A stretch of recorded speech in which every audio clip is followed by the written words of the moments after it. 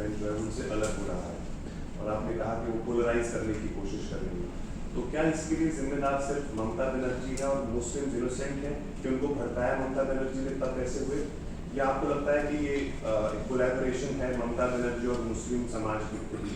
कभी भी उन्होंने मुसलमान लोगों के लिए, माइनॉरिटी लोगों के लिए जो उन्होंने बोला है, कभी भी कोई डेवलपमेंट नहीं किया, सिर्फ उन लोगों को यूज किए हैं। 30% को सिर्फ इन्होंने तुष्टिकरण का राजनीति के लिए यूज किया है।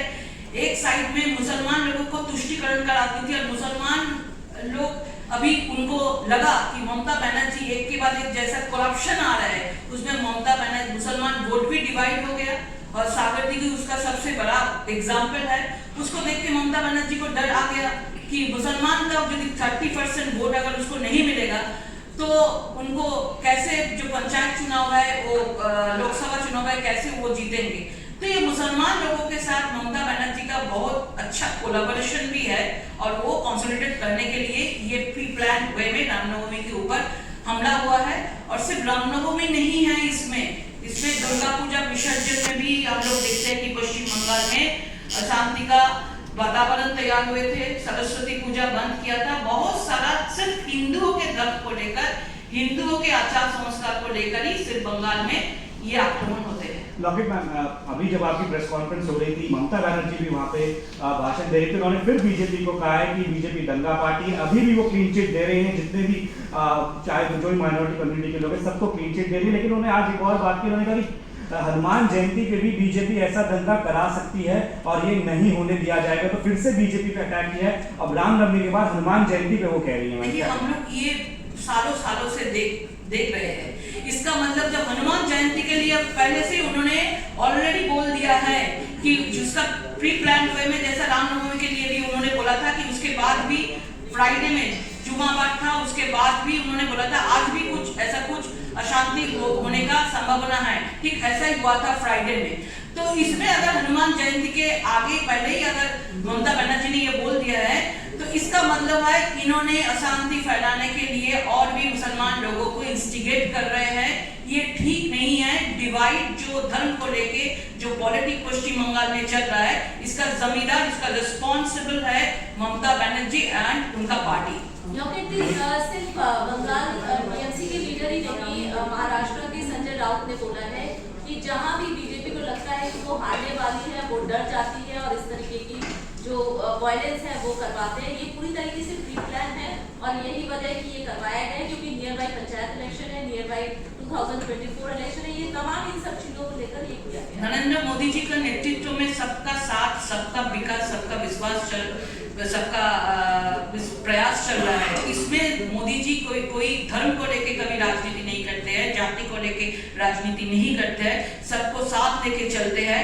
मोदी जी ने देश में, पूरा वर्ल्ड में, जैसे विश्व में मोदी जी देश को आगे बढ़ाया है। इसमें कोई मुद्दा इन लोगों का नहीं है।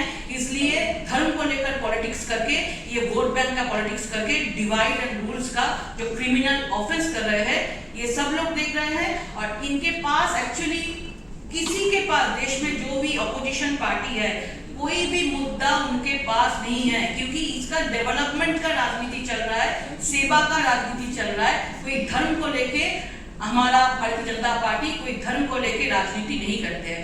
इसके लिए खोज के ये सब इशू को सामने लेके आ रहा है। इसमें अगर उसका कुछ सुविधा हो जाए, माइनॉरिटी वोट मिल जाए।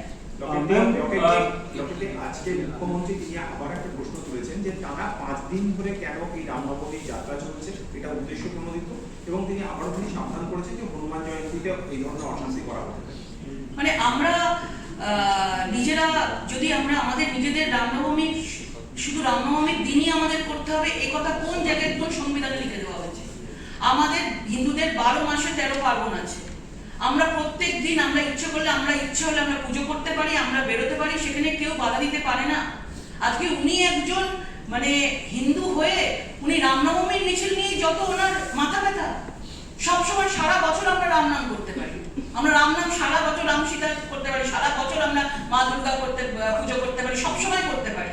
উনি বলার কি আমাদের বাধা দেওয়ার জন্য?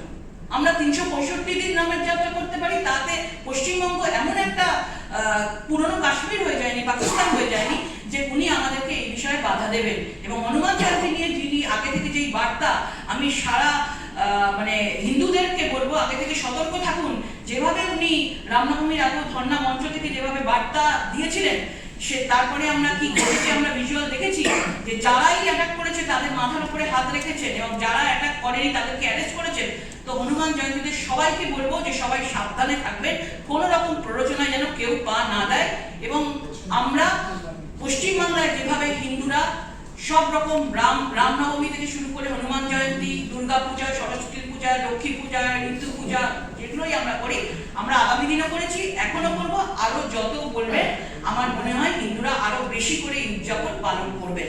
मैम, ममता बनर्जी ने अभी जो रिसेंट वायलेंस हुआ उसको लेकर के कहा कि 2024 को लेकर के बीजेपी ये सब करवा रही है। उन्होंने सेंट्रल एजेंसीज को लेकर के भी सवाल उठाया कि सेंट्रल की टीमें आई इधर पर और बीजेपी के लीडर्स के साथ मीटिंग करके चली गई और कुछ हुआ नहीं उसको लेकर के।